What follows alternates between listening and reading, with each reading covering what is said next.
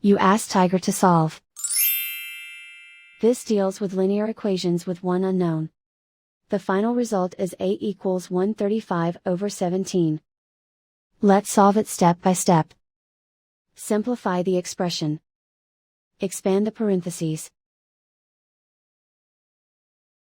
Simplify the arithmetic.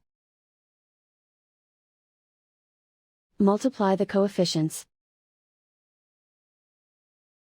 Group all A terms on the left side of the equation. Add 15/8 to both sides. Simplify the arithmetic.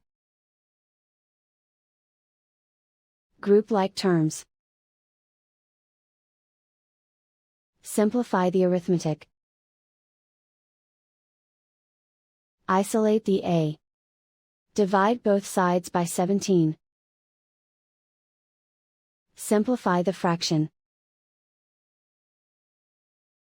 And so the final result is A equals 135/17.